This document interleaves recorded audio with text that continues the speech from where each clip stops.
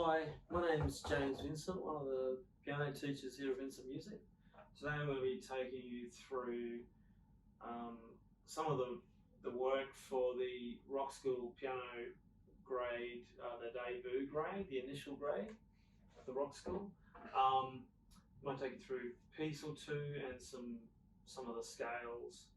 So yeah, one of the pieces for this grade is Coldplay's clocks, and of course you'd be using this with a backing, and just keep in mind too, this is the 2015 version that we're doing. They've since done a new one. This is from the older syllabus, and it simply goes like this.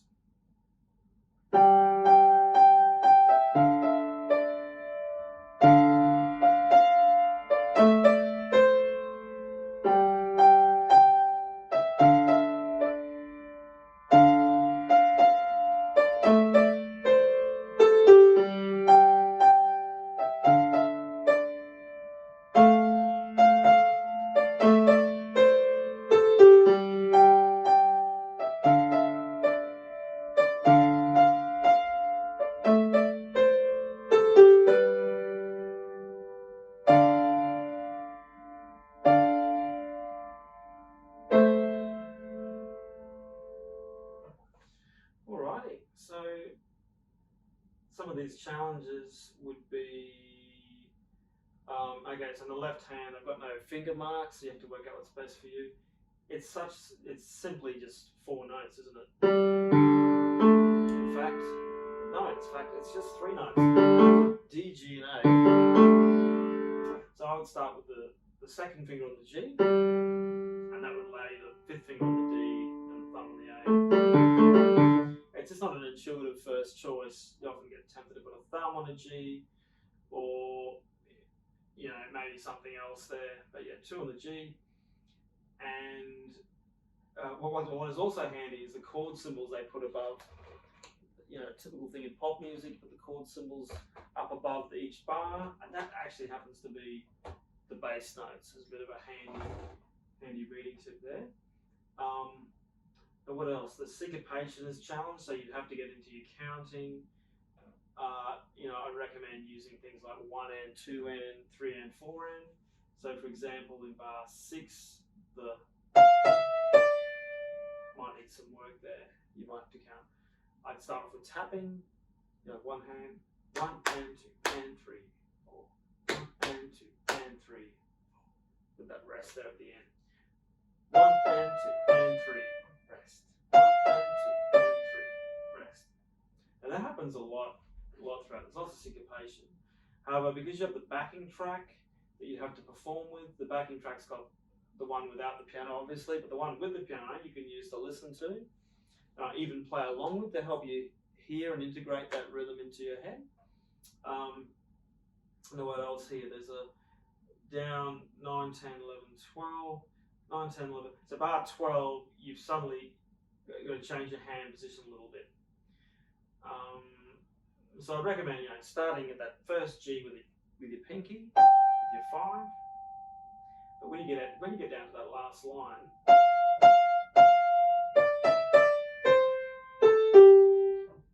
you're probably going to have to twist over there. You'll be on a 3, 3, 2, 1, and you twist your hand over 2, 1 to get that extra 1. You could alternatively try some other finger changes, but I think that would be the most intuitive and easy way to go about it. And yeah, just ending it off on the last 4 bars, get some nice simple chords. G minor, D minor, and A minor. But yeah, there's some interesting aspects on this piece. Now, that's a sample of exam pieces you'd have to do for this grade. Now, if we look at the scale or some of the technical work, it's what you might expect of like a preliminary grade or an initial grade of other things. Now, the thing is, as you're playing these,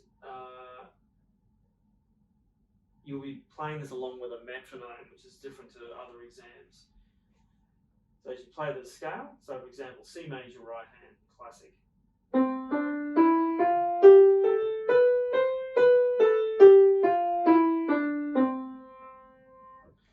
So for that, you'd have a click in the background at the same time, give you a time like a metronome click.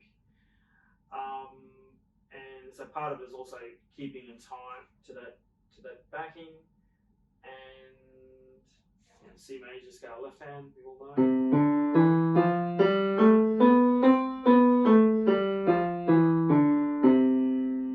Now A minor scale, and when they're talking about minor scales, they're talking in the classical now what we call natural minors. So this A minor scale is all white notes, all related to the C major key.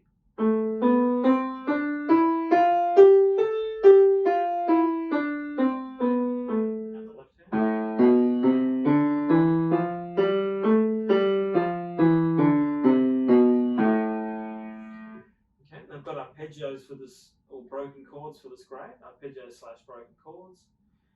And if you know a bit about chords, your C major chord, C, E, G, 1, 3, 5. And if you've done inversions and know about your inversions, you'd know your first inversion going up like that, second inversion up like that, where we're just rearranging those first C, E, G notes. So if you're able to do that and change your hand position, you could then play this exercise, which sounds like.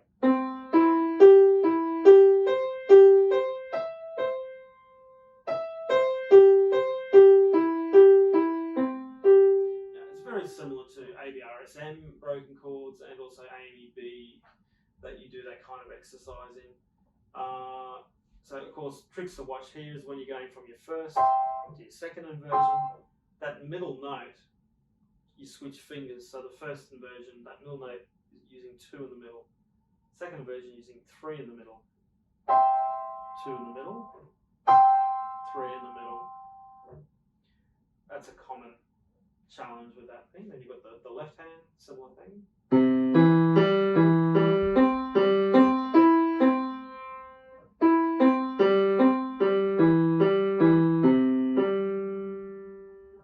And then we do it all again in A minor. So your A minor broken chord. Much faster, mind you. I mean, I'm playing much faster. You just play it at a slower speed. Left hand, same pattern again as your C major ones.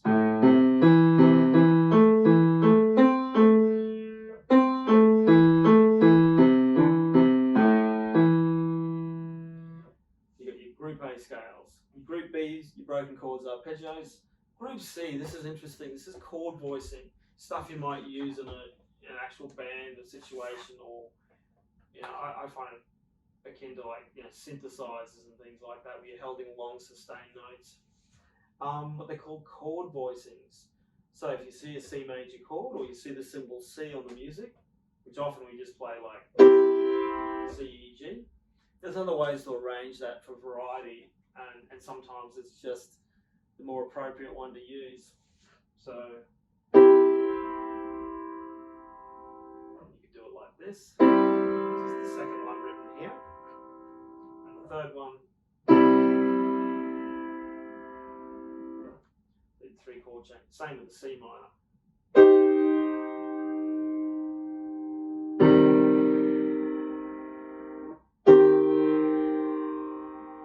You've got a variety of arrangements of that chord.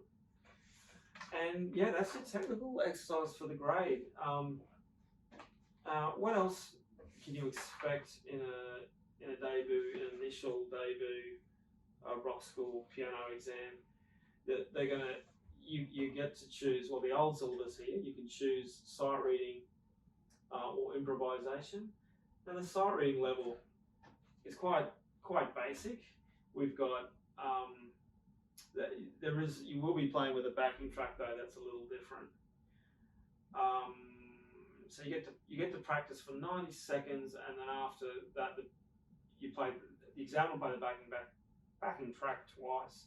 So the first time around, you actually get to practice with it, and the second time is the real thing. and you get a kind of a count in for each time. It's only single notes for the right, single notes for the left. Quite a reasonably limited range there as an example, if you could see that. Something for this grade would be simply.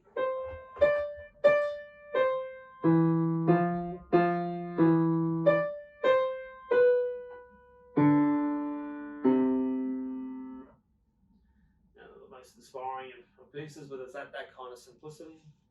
And the other cool thing is, well, this is probably the cool thing. I don't know if the other side is necessarily the cool thing, but improvising and interpretation, improvisation and interpretation. So you get sort of a 4 to 6 bar progression in key of C major, and you have to improvise a melody over the backing track. And again, you get a kind of you get a practice time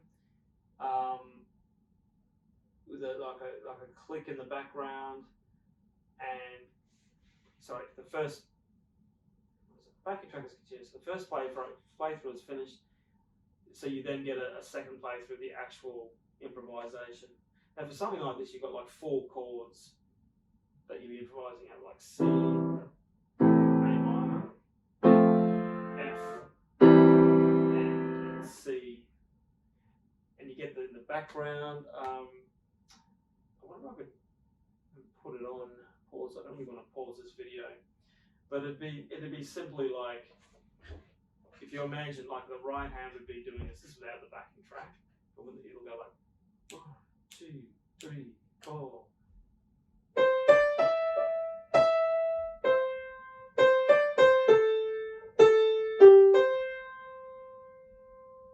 Something as long as that. And if I were to put the backing in, it would. I just put some basic chords in the left hand to give you an idea of where it might sit.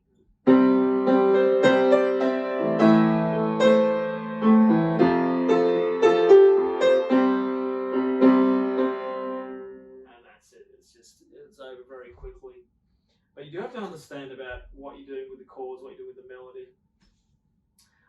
And this is a good thing for people. I do like to do improvisation, spiels, and some of the other videos you might have seen of mine. For something like C major, A minor, F, C. First, it's good to know those chords. I mean, ultimately, you can improvise on C major scale over this, and that's a very basic way of starting out. You probably want to end on C, the note C, give it some sort of resolution in that 4th bar. And in the 1st bar, you want to start on one of the C major chord notes to get you going. So a good trick to do is, first of all, actually I can't get my metronome click going, but if we got your beats going here, 1, 2, 3, 4, just to give you an idea. Use the bass line as a sort of a counter. Actually, let's do some C crotchets. Now again, you won't have to do this for the exam. I'm just showing this for demonstration purposes. All you have to focus on in the exam is just a right hand melody. But a good way to workshop this is, get used to changing every bar. You change into a new chord note of the chord. So if you know your C, E, G for C major, A, C, E for A minor, F, A, C for F, then you can play around with those notes as melodies to keep it simple. So something like.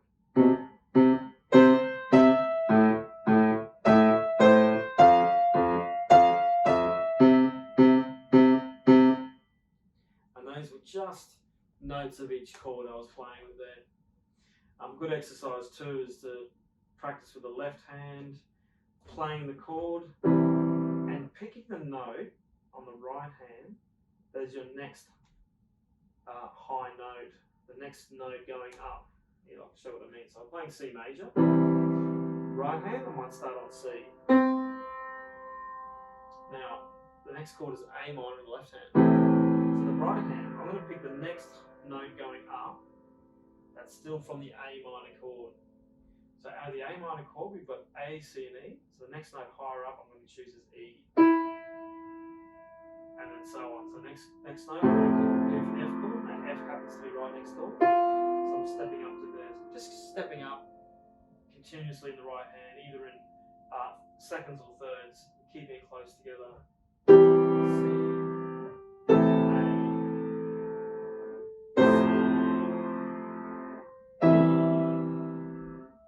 A, this one's actually a big jump. This is going to go up to A. So it's a fourth jump. A. This is a good exercise to get you thinking. Where can I go to the next note? G, A, C, E, G. So there's a bit of a format coming in. Now I'm coming down. G, E, and so on. So you get used to go up, go down. So you're used to sort of doing that switch between the chords, and then you can get to a bit more complex. You can try doing 2 notes per chord.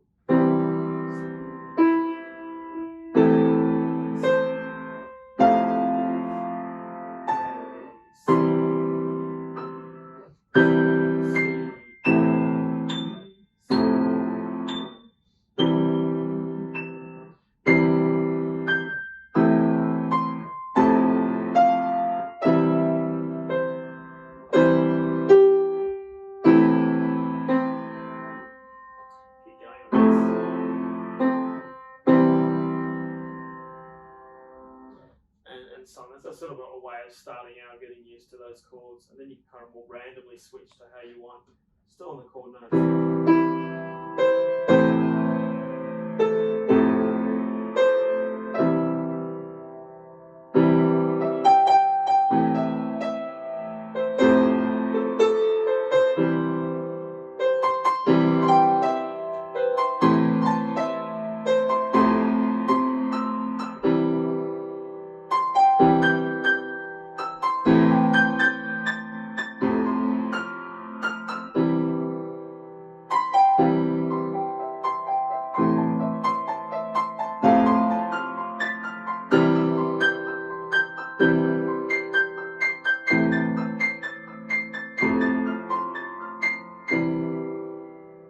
That's a bit more complex way of just playing just broken chord notes from each chord.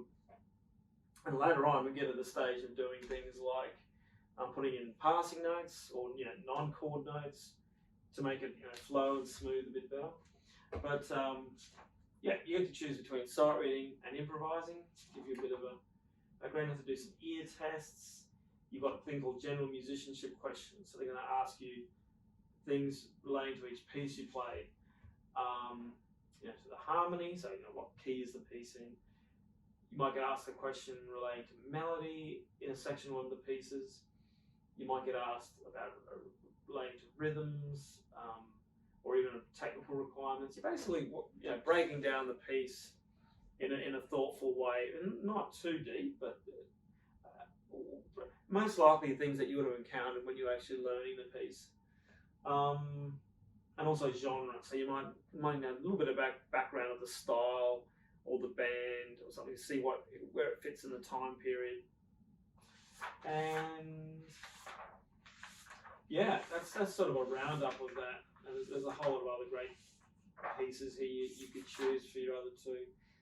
We've got clocks, we've got Fallen, Lean on Me, Beat the Mercy, Cashville, and Helicopter. But anyway, that's all from me. I'll catch you next time.